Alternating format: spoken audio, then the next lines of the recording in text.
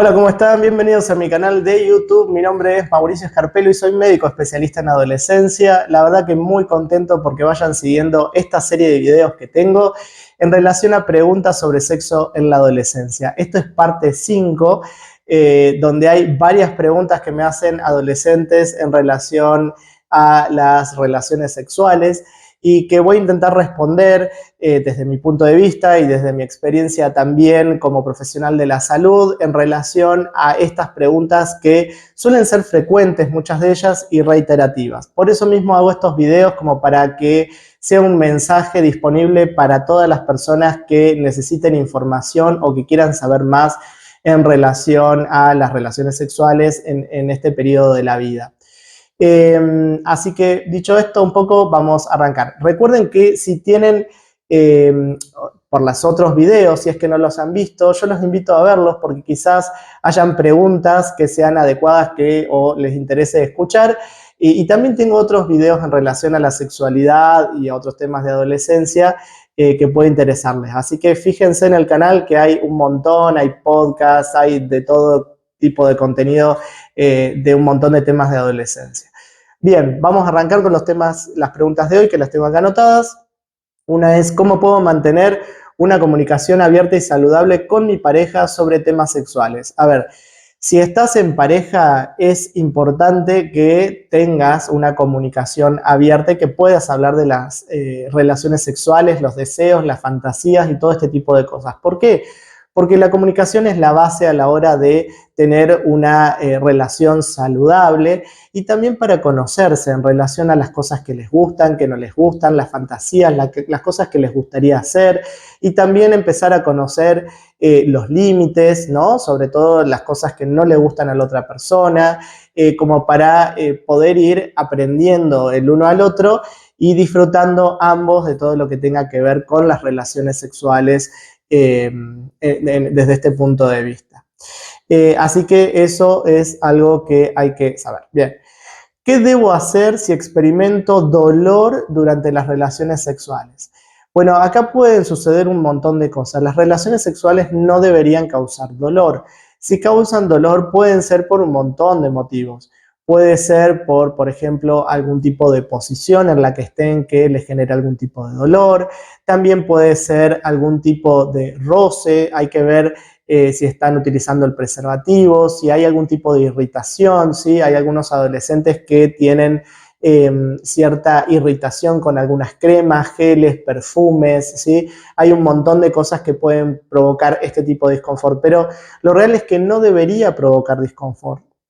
Para eso habría que hacer como, digamos, como una charla un poco más personal, como para ver de qué se trata ese disconfort y para ver justamente cuál puede ser la posible causa, ¿sí? Porque puede ser algo tan sutil como quizás la utilización de algún gel o alguna loción o algo que irrite, que moleste, pero también incluso puede llegar a ser hasta una infección de transmisión sexual, depende de la situación o de lo que estemos hablando.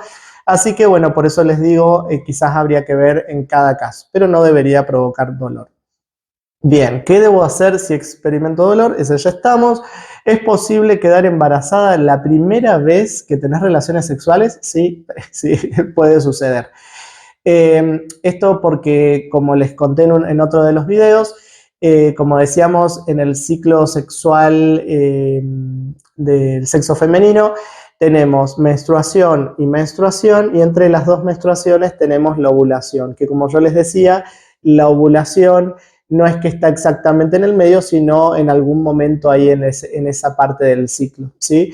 Por eso, si van a tener relaciones sexuales, puede que si no hay protección, así sea la primera relación sexual, existe posibilidad de embarazo. Por eso siempre es indispensable la utilización del preservativo y otro método anticonceptivo, ¿sí?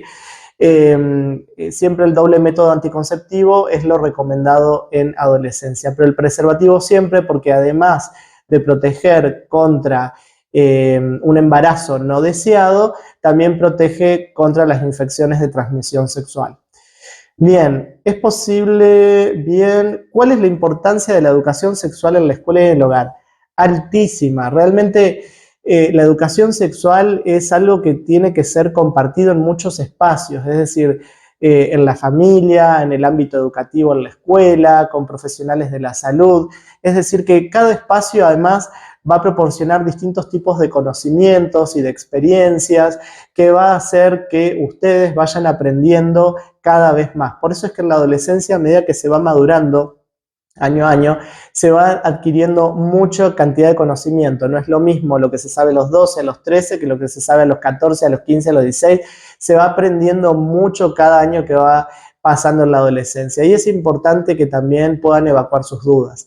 Lo que puede suceder es que alguna de las dudas que se tenga en relación a la sexualidad o al sexo y demás, en algunos ámbitos por ahí se las pueden responder o quizás no, porque tal vez no son especialistas en el tema o en el área, o son temas más específicos que requieren, por ejemplo, de una consulta médica o de alguien que pueda ampliar un poco eso. Desde luego ustedes ya saben que me pueden encontrar si necesitan consultarme de manera virtual o presencial para hacer como consultas más personales o desde luego con los profesionales de referencia de ustedes. Pero cada ámbito aporta su valor, su experiencia y sus conocimientos y de todos pueden aprender distintas cosas. ¿Cómo puedo lidiar con la presión social y cultural relacionada con el sexo en la adolescencia? Esto realmente es complejo y porque en cada país se puede vivir de una manera diferente e incluso en las regiones. Yo soy de acá de Argentina, hay distintas regiones en Argentina, algunas son más conservadoras que otras y puede ser que se torne ciertamente difícil incluso de abordar este tipo de temas que pueden ser tabús, que son temas que son difíciles de abordar incluso en el ámbito familiar. Pero lo importante es que puedan disponer de un espacio en donde donde puedan hablar todas las cosas que le pasan, porque si no, pueden empezar a tener relaciones sexuales con un montón de temores, de miedos, de preguntas, y no es la idea es que puedan tener relaciones sexuales, pero con mucha información encima, como para ser plenamente conscientes de lo que están haciendo. Si no me pueden contactar o no tienen con quién, al menos yo lo que les diría mínimamente, yo tengo acá en el canal de YouTube varios otros videos que les pueden ser de utilidad como para ir aprendiendo también otras cosas y seguramente voy a seguir publicando más videos, por eso los invito a que se suscriban al canal y que puedan estar atentos en relación a lo que se va publicando. Bien, ¿cuáles son los signos de que mi pareja no está respetando mis límites durante las relaciones sexuales? Es muy simple, cuando decís que no, ¿sí? Y decís, no, eso no quiero, y la persona sigue, simplemente ya está, digamos, excediendo ese límite que estás poniendo. Pero además de eso, siempre suele haber algún diálogo en la pareja o caras o formas que en toda pareja ya se sabe que es hasta ahí, ¿no?